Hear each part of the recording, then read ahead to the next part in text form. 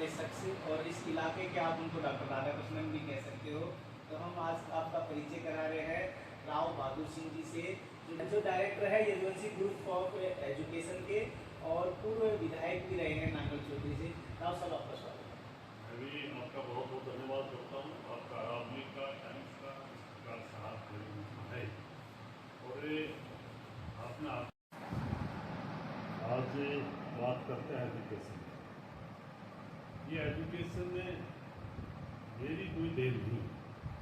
इसमें मैं ये कहूँ कि पूरे इलाके की जिस प्रकार की ख्वाहिश थी, जिस प्रकार की इस कमी को महसूस करते थे, उसको लेकर के लोग मेरे बीच में आते थे तो मैं भी अपने आप में महसूस करता, क्योंकि मैं आपको मेरे भाई आपको एक बात बताना चाहता हूँ। मैं कोई बड़े परिवार से बैठा हूँ, शिक्षा के अभाव की वजह से मैं भी अपने आप में पूरी एजुकेशन नहीं ले पाया, क्योंकि वैसे भी कहीं नहीं। पहले हमारे लोगों के, हमारे बुजुर्गों के पास में ऐसा कोई साधन नहीं था, इनकम का, इसकी वजह से वो अपने बच्चों को प्राइवेट संस्थाओं में पढ़ा सके। लेकिन फिर भी शिक्षण संस्थाएँ थी बहुत दूर दूर पर। मेरी याद है जब मैं 5वीं पास कर करके मेरे गांव से मैं हमारे नजदीक लगता भारत स्कूल में गया, हमारे पास में पैर में चप्पल भी नहीं थी। हम अपने आप में गरबे में एक आंकड़ा का पत्ता आगे धरते थे, एक उससे आगे धर करके, और हम अपनी उस 2-3 किलोमीटर की सफर को पूरा करने का काम करते थे। और उसकी वजह से शिक्षा में भी मैं अधूरा रहा। मैंने 8वीं में पढ़ते पढ़ते छोड़ कर दिया, क्योंकि परिवार भी वैसे मैं ये कहूँ कि बहुत बड़े परिवार से नहीं थे। पहली बात तो हम नॉर्मल परिवार से थे और हमारे इस प्रकार की मेरी स्थिति थी।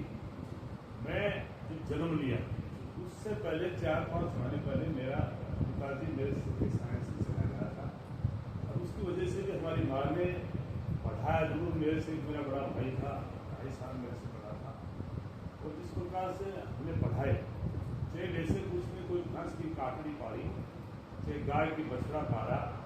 पहले हमारे इलाके में बादशाह की बड़ी कीमत होती थी और भैंस पार्टी देती थी, उसकी कीमत होती थी। बादशाह अच्छी कीमत पर बिकता था और पार्टी की 3 साल में वो तैयार हो जाती थी दूध देने के लिए। और इसी प्रकार से बादशाह बिकता था, बादशाह की कीमत हुई। तो जिस घर में भैंस पार्टी देते और गाय बादशाह देते, उसको बहुत बड़ा मानते थे। और उसको लेकर के हमारी माँ ने जिस प्रकार से गाय से बछड़ा, भैंस से पार्टी, और जिस प्रकार की मेहनत कर करके हमारे को पढ़ाए जरूर, लेकिन बड़ी भारी मेहनत के साथ में पढ़ाने का काम किया। और आपके इस राजस्थान से चल करके हमें उस कमी को महसूस करके के आए, हम अपना पेट पालन कैसे कर सकें, और उसको लेकर के हम आपके करीड़ा कस्बा पाए, जिला नंदुर में ही है हमारे नजदीक। हमने वहाँ 1.5 रुपये की नौकरी भी की और वही नौकरी करते करते वही ठेकेदारी भी की पार्टनरशिप में। और जिस प्रकार से भगवान ने हमें आशीर्वाद दिया, उसको लेकर के हमें महेंद्रगढ़ में 79-80 में आए, और 79-80 में आने के बाद में जिस प्रकार से महेंद्रगढ़ के लोगों ने, महेंद्रगढ़ की इस धरती ने, मैं कहूँ कि मैं बीरबल की धरती तो नहीं कह सकता क्योंकि वो हमारा नागौर, लेकिन महेंद्रगढ़ की जिस प्रकार से इस धरती ने हमें आशीर्वाद दिया, यहाँ के व्यापारियों ने आशीर्वाद दिया, और 36 राज्य में जिस प्रकार का आशीर्वाद, उसकी वजह से हम काफ़ी तरक्की की। और उस तरक्की के पीछे सभी का ये कहूँ कि सुझाव अच्छा, और उस तरक्की के बाद में जिस प्रकार की हमने प्रोग्रेस की, और उसके बाद में लोगों का सुझाव आया। आज वो साथी मेरे बीच में नहीं है, कुछ बच रहे हैं, बाकी भगवान के प्यारे का आज स्वर्ग में, आज हम नर्क में बैठे। लेकिन जिस प्रकार से लोगों ने मेरे से की बात कही कि आप अगर कहीं इस इलाके को एक एजुकेशन की अगर कोई आप नींव रखते तो ये इलाका ऊपर उठ सकता है। तो मैंने साथ ही उस बात को मान करके उन साथियों को बात को मानी, और हमने 1995 में जिस व्यापार में मेरे पास में पहले शराब का काम होता था, और उस शराब की वजह से हर लोग उस शराब के काम को बुरा मानते थे, लेकिन एक बिजनेस, और उसको करते करते मतलब उसको भी हुआ कि मील का पत्थर साबित हुआ और इस इलाके के लिए मील का पत्थर साबित हुआ। उसकी वजह से हमने 1995 में भगवान कृष्ण के नाम से, ये नाम भी मेरे पास में 3-4 और आए थे। किसी ने सुझाव दिया कि आप ये कौन से नाम है? एक तो मेरे पास में नाम आया कि आप सोली विद्या विहार के नाम से स्कूल बनाने का काम करें, एक अपने बुजुर्गों के नाम से बनाने का काम करें, और एक महेंद्र के नाम से बढ़ाने का काम करें। और एक सुझाव हमारे बीच में आया कि आप यदुवंशी भगवान कृष्ण के नाम से अगर स्कूल बनाएं तो मुझे और भी अच्छा लगेगा। लेकिन उन्होंने उस सारे प्रस्तावों को नकारते हुए और मैंने एक ही बात समझी, हाँ अगर भगवान कृष्ण के नाम से बढ़ाएंगे, भगवान कृष्ण वैसे तो कह देते हैं कि यदुवंशी यादवों का, लेकिन भगवान कृष्ण, मैं ये कहता हूँ कि एक तो भगवान एक शहीद और अच्छा काम करने वाला कोई विशेष बिरादरी का नहीं होता, वो 36 बिरादरी का होता है, सबका भगवान का। भगवान कृष्ण के नाम से हमने यदुवंशी नाम का एक होगा 1995 में लगाया। लोगों का बड़ा भारी प्यार मिला, लोगों का मैं ये कहूँ कि जो मान सम्मान देना था वो इतना दिया। और उसकी वजह से जिस इलाके में महेंद्रगढ़ में आपके इस इलाके से मुश्किल से कोई बच्चा लगता था तो कोई मिलिट्री में जाकर के सिपाही, यहाँ हरियाणा पुलिस में, राजस्थान पुलिस में लगता था तो मुश्किल से कोई सिपाही लगता था। और इसी इलाके से कभी कोई सोच नहीं थी कि हम भी डॉक्टर बन सकते, कंपाउंडर लगते थे, इसी इलाके से नर्स बनते थे, इसी इलाके से कोई सोच नहीं थी कि हम मिलिट्री में जाकर के कोई बड़ा अधिकारी बन सकते। हमने उस सारी चीज़ों को बदलने का था। पूरे जब 1995 में खोला, जब आपकी 97 में आई, तो जिस इलाके में एक बात कहते थे कि डॉक्टर से डॉक्टर पैदा होता है, IAS के IAS पैदा होता है, और SP का SP पैदा होता है, हमने सारी चीज़ों को बदल कर दिया। पहली बार हमने 97 में 4 बच्चे डॉक्टर निकाले, उनका परिवार में कोई डॉक्टर नहीं था, उनके परिवार में कोई कंपाउंडर नहीं था, उनके परिवार में कोई अच्छा शिक्षक नहीं था। वो एक, मैं ये कहूँ कि एग्रीकल्चर करने वाले मामूली सी जमीन के एक हमारे यही बुचोली का था, एक बच्चा यही से निकला था पहली बैच में, एक हमारे यही शहरियों का बच्चा निकला था, एक SC का बच्चा निकला था, एक पंचू का बच्चा निकला था। 4 बच्चे जो निकले तो लोगों ने एक ही बात कही, शायद बहादुर सिंह, ये संभव नहीं है कि इन परिवारों से डॉक्टर निकल सकते हैं, ये कहीं कहीं बहादुर सिंह शराब का ठेकेदार है, इसने कहीं सेटिंग करके बच्चों को निकालने का काम किया है। और फिर दूसरी साल आई तो हमने 12 बच्चे निकाले। फिर तो मैं कहूँ कि 5 साल के बाद में इलाके की तस्वीर बदली और फिर एकली यदुवंशी चल रही। उसके साथ साथ में मेरे साथ में मेरे भाई और भी आए, जिनकी वजह से हमें एक बहुत बड़ा, मैं कहूँ कि सारा में चाहे हमारे बीच में, चाहे सूरज स्कूल की बात करें, चाहे RPS की बात करें, चाहे टैगोर की बात करें, चाहे श्री कृष्णा की बात करें, इन लोगों ने भी हमारे को इतना बड़ा साथ देने का काम किया। और उसकी वजह से इस महेंद्रगढ़ की हमने चाहे IAS की बात करें, चाहे IPS की बात करें, चाहे IRS की बात करें, चाहे HCS की बात करें, चाहे SPS की बात करें, चाहे IRS की बात करें, और चाहे आज सबसे बड़ी हमने जीत हासिल करने का, क्योंकि हमने एक ही सपना था कि इस देश में अगर कोई बढ़ाएंगे तो सबसे बड़ा आदमी बढ़ाएंगे। इस देश का सबसे बड़ा आदमी मैं आपको बताना चाहता हूँ। मैं कई जगह सवाल करता हूँ, मेरे बच्चों से पूछता हूँ, बेटा सबसे बड़ा आदमी कौन है, तो कई कह देते हैं कि हमारे माननीय नरेंद्र मोदी प्रधानमंत्री। कई से पूछता हूँ, बेटे इससे और बताओ, कोई कह देता है कि राष्ट्रपति बड़ा है। लेकिन मैं अपने आप में, ठीक बात है, वो 5 साल के लिए 6 साल के, लेकिन मैं अगर कोई बड़ा मानता हूँ, अगर कोई देश में बड़ा आदमी मानता हूँ, तो मैं UPSC जो बच्चा करता है उसको मानता हूँ। मैं जब अपने आप में उन बच्चों से सवाल करता हूँ और मैं पूछता हूँ और मैं कहता हूँ, बेटे आपका जवाब गलत है, ठीक है, उनका जवाब तो ठीक है, लेकिन अगर असलियत में देखा जाए तो आज इस देश को चलाने वाला सबसे बड़ा आदमी है। तो UPSC जो करता है, जब उससे IAS में आए, चाहे IRS में आए, चाहे IRS में आए, चाहे मैं ये कहूँ कि IPS में आए, वो इस देश को चलाता है। और सबसे एक सवाल और पूछता हूँ, बेटे एक तो भगवान वो है और दूसरा सेकंड भगवान कौन है, तो भी मेरे ख्याल में बच्चों के पास में जवाब नहीं। लेकिन मैं एक बात करना चाहता हूँ, हमने इस देश में, इस हमारे जिला जिला महेंद्रगढ़ से और हरियाणा प्रदेश से हमने सेकंड भगवान भी तकरीबन 3710 बच्चे तो मध्य प्रदेश के हमारे जिले के सेकंड भगवान बनाने का काम किया, तो डॉक्टर बन करके गए। मैं उन बच्चों से बताता हूँ बेटे सेकंड भगवान इसलिए है, जब भी आप कहीं जाते हो या आप डॉक्टर बनोगे, जब भी मरीज आपके पास आएगा तो एक ही बात कहेगा, डॉक्टर साहब या तो वो भगवान है या आप मेरे भगवान हो, मेरी जान बचाने का काम करना। तो हमने यहाँ देश का सबसे बड़ा आदमी बनाने का हमने काम किया। मैं बच्चों को जुबान में बताता भी, प्रधानमंत्री किसकी ताकत से?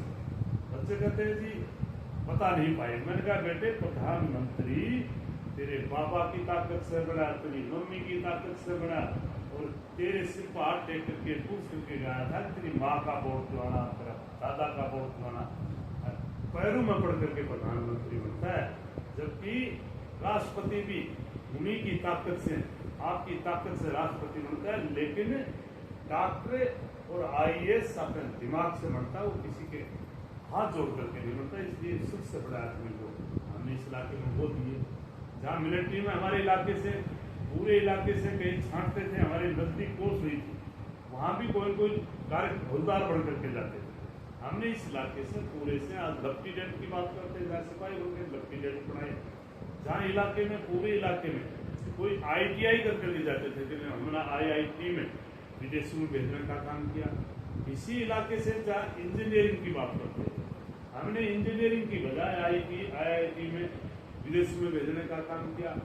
जिस इलाके से मुश्किल से कोई कॉमर्स बच्चा रहता था, और वो मुश्किल से कहीं कहीं बड़ियों का बच्चा या पंडित का बच्चा कोई CPT में CA बनने का काम करता था, हमने 36 बिरादरी के बच्चों को इस देश की पूरी अर्थव्यवस्था को संभालने के लिए हमने CA बनाने का काम किया। इस मिलकर के हमारे सारे साथियों ने मिलकर के, जहाँ हम ये कहते थे कि भाई एक भगवान और है, तो आपके बीच में जो सत्संग जज बनता है, उससे सत्संग जज बनता है, वो चाहे आपके स्टेट में बैठे, चाहे हाई कोर्ट में बैठे, चाहे सुप्रीम कोर्ट में।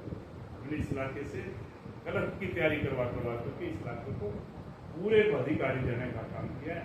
तो मैं मेरा एकला का भी श्रेय नहीं देना चाहूँगा, मेरे मेहनत के जितने भी साथी, जितने भी स्कूल, उनमें हमने मिलकर के इस इलाके को बहुत उठाने का काम किया है। और जहाँ तक आज बात आती है,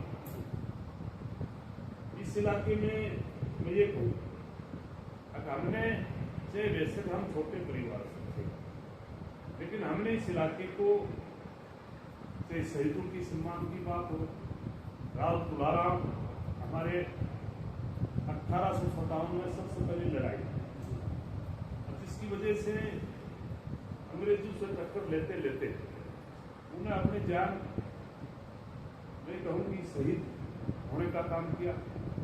उनके साथ में कितने लोग मरे, नसीबपुर जैसे मैदान में आज भी वो लाल धरती है, उनका सम्मान करने का काम आपने किया। इस इलाके में जहाँ अपने समाज की बात आती है, वहाँ हमने अपने समाज के लिए जब भी कोई बात आई, वो यहाँ नहीं, चाहे देश में, विदेश में, दूसरे प्रदेशों में, चाहे राजस्थान की बात करें, चाहे पंजाब, महाराष्ट्र, जहाँ भी हमने पूरे समाज को सम्मान देने का काम किया। जहाँ बाबा भीमराव अम्बेडकर की बात आती है, इसमें संविधान, उसका सम्मान किया तो आपने किया। इस इलाके को एक नई दिशा देकर के अधिकारी बनाने का काम किया। और उसका मुझे, मैं ये कहूँ कि मैं मेरे बुजुर्गों का, नौजवान साथियों का मैं धन्यवाद करना चाहूँगा। मेरे जैसे आदमी जो राजस्थान में जन्म लिया, और राजस्थान में जन्म लेकर के छोटे से परिवार से, पहले कहते थे कि MLA MP वो बनते हैं जिनके पहले से पूर्वज बहुत बड़े घराने के होते हैं। लेकिन हमने जितना काम किया उसका लोगों ने भी मुझे कहीं भी दुगुना करके लुटाने का काम किया। पहला चुनाव मैंने अपने नागौर से 2005 में लड़ा। राजनीति की हम बात करते हैं, तो राजनीतिक शुरुआत, अब जितना मैंने आपके जीवन को अध्ययन किया है, आप राजस्थान से ही राजनीति की शुरुआत में, मतलब 18 साल की उम्र में पंच रहे, तो ये राजनीतिक सफर वहीं से शुरू हुआ है, बाद में भी ब्रेक लगा, इसके बारे में थोड़ा बताइए। जहाँ तक के गाँव की राजनीति थी, तो वहाँ हमारे राजस्थान में जिस प्रकार का बड़ी कि यहाँ एक अलग परंपरा है। हमारे टाइम में हमारे माननीय आज हमारे बीच में नहीं है, हमारे उपराष्ट्रपति भी रहे, भगत सिंह शेखावत हमारे प्रदेश के मुख्यमंत्री हुए। 1977 की बात मैं कर रहा हूँ। 1977 में मुझे एक मौका मिला और मैं गांव का पंच बना, और गांव के पंच बनने के बाद में हमारे राजस्थान में पहले न्याय पंच होते थे, और उनमें से ही किसी को सरपंच बनाते थे।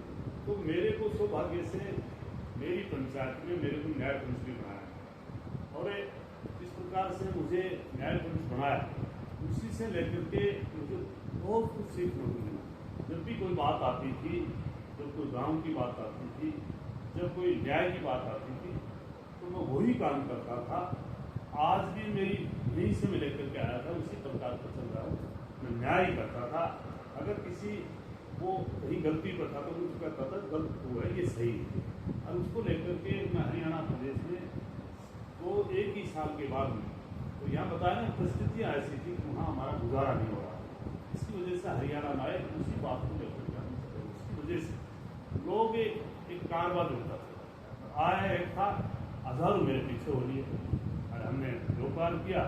राजनीति की मेरे ख्याल में महात्मा तो थी, लेकिन जो परिवार से उनके पीछा से व्यक्ति को घर की रोटी तो खाने के लिए उनको भी तो करेंगे ना। बाद में यहाँ आए, जिस प्रकार का लोगों का प्यार अपने साथ हुआ, उसकी वजह से ये कहूँ कि पहले हमने राजनीतिक नहीं की, पहले हमने इस इलाके को कुछ किया। उसका जवाब में लोगों ने मेरे को 2005 में चुनाव लड़वाया। पहले सेवा की, पहली मैंने सेवा की। 5 में चुनाव लोगों ने नागौर से लड़वाया, और उसमें मामूली से अंतर से मुलायम सिंह जी भी आए। मैं समाजवादी पार्टी से साइकिल का निशान था, और मुलायम सिंह जी ने भी अच्छी ताकत लगाई थी। राम गोपाल मेरे साथ में होते थे, और हमारे यूपी से थे अमर सिंह जी, वो भी आए थे। उन्होंने ताकत लगाई, लेकिन हम मुश्किल से 2700 वोट पराजित रहे। और उसके बाद में पहला ही चुनाव 27 वोटों से आया। उसके बाद में जब अगला चुनाव आया, तो माननीय चौटाला साहब और प्रकाश चौटाला की लोकदल पार्टी, कि मैं समाजवादी पार्टी को तब भी नहीं छोड़ना चाहता था, लेकिन हारने के बाद में वो टाइम मुलायम सिंह जी नहीं दे पाए। इसकी वजह से उन्होंने कहा कि लोकल किसी को पकड़े, उसकी वजह से राजनीति चल सकती है। तो माननीय चौटाला साहब ने हमें आशीर्वाद दिया, और 9 में चौटाला साहब ने मुझे टिकट नांगल चौधरी से नई कॉन्स्टिट्यूंसी बड़ी, उसकी टिकट मेरे को दी। मैं वहाँ से 14,000 वोटों से मैं नहीं जीता।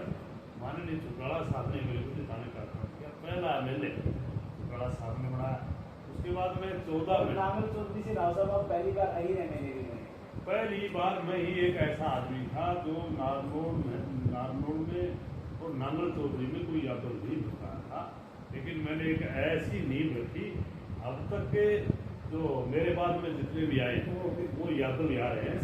और फिर बाद में मेरे को पार्लियामेंट की टिकट दी गई थी, और पार्लियामेंट में भी माननीय ओम प्रकाश चौटाला ने, अजय सिंह चौटाला ने, हरेश सिंह ने जितना मेरा सहयोग किया, मैं कह सकता हूँ कि मैं वैसे मोदी जी की आमदी थी, मैं 46,000 वोटों से पराजित रहा था। मेरे अच्छे वोट आए थे, लेकिन वहाँ कहीं न कहीं पता नहीं हमारे बुजुर्गों का पहले करते हैं, हमारे यादव में आपको पता है ना, एक ही बात करते हैं कि यादव को गुमदारी का खराब, पता नहीं किस प्रकार से मुझे फिर घानी मस्जिद का यहाँ आ रहा है, और मेरे को उम्मीद नहीं थी कि मेरे को हरा सकते हैं, लेकिन लोगों ने हरा दिया। मैं सेकंड आया था, चौधरी बंसी लाल की मूर्ति थी, 3 नंबर पर गई थी, लेकिन फिर भी चलो लोगों ने सम्मान दिया, क्योंकि मैं छोटे से परिवार से, और मेरे जैसे आदमी को इतने वोट मिले, और उसको लेकर के फिर हमने राजनीति की, फिर शिक्षण संस्थाएँ बढ़ाई। आज आपकी 43 शिक्षण संस्थाएँ हैं। एक आपकी यूनिवर्सिटी भी राजस्थान में, जहाँ आपका जन्म हुआ है, वहाँ मेरे नाम से राव बहादुर सिंह यूनिवर्सिटी के नाम से भगवान साहब और जल्दी ही गवर्नर साहब से और मुख्यमंत्री के साइनों की जरूरत है, वो जल्दी बन देंगे, और वहाँ सेवा भी करने का काम करेंगे। ये सोच के साथ में अगली राजनीतिक भी कर रहे हैं। पीछे भी हमने पार्लियामेंट का चुनाव लड़ा था, और हमने बड़ी जोश खरोश के साथ में 4 साल तक लोगों के बीच में रहे, लेकिन एक राजनीतिक को कहीं की घटना चक्र तो चलता है ना, हमें कांग्रेस ने हमें टिकट दी नहीं और उसको लेकर के हमने चुनाव लड़ा और एक अपनी जेजेपी पार्टी से लड़ा। और मैं ये कहूँगा कि लोगों ने नकारने का भी काम किया कि ये लोग चलाते ये उतारते। और यही बात अगली अभी विधानसभा का दौर चल रहा है, चुनाव लड़ेंगे और अच्छे लोगों को लड़वाने का भी काम करेंगे, क्योंकि हम भ्रष्ट लोगों से नफरत करते हैं। हाँ साहब, ये बड़ी बात कह रहे हो आप, लड़ेंगे भी और लोगों को भी लड़ाएंगे। तो मतलब कहीं कोई मोर्चा बनाने का सोच रखा है या कहीं से अपना अलग मोर्चा या इसी लोकल एरिया का या कोई पार्टी से? देखो इस वक्त मोर्चा का टाइम है, मोर्चा का टाइम इसलिए नहीं कि सारे ही आज आपके बीच में ये 40 दिन बचे, 41 दिन चुनाव होता है, 40 दिन में मैं तो मोर्चा बन सकता।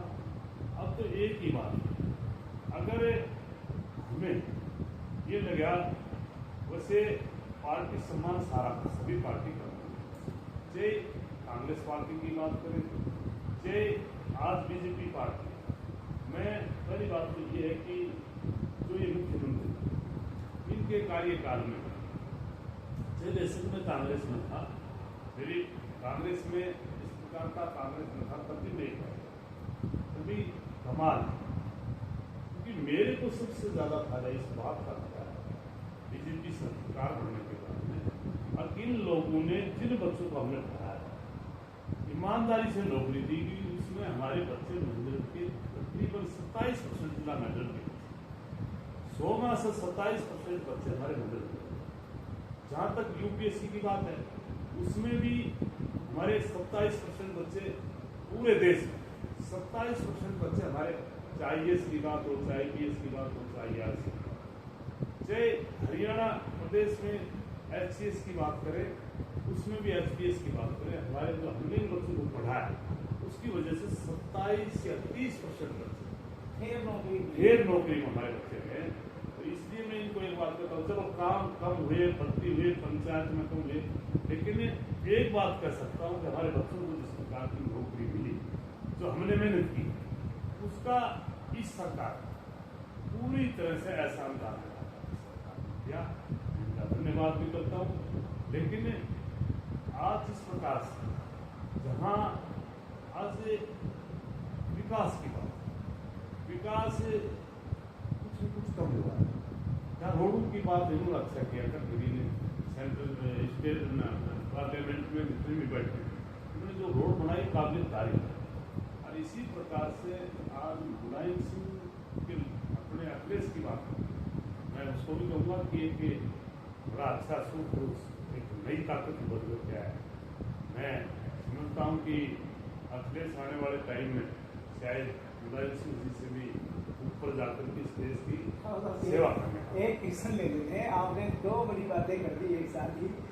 एक तरफ से बीजेपी से भी आप बात कर, मतलब ये कह रहे हो कि कम से कम फेयर भर्ती हुई है, तो कहीं अखिलेश यादव जी का जिक्र किया है, तो कहीं आपको लगता है कि समाजवादी पार्टी इस इलाके में स्टेब्लिश हो सकती है?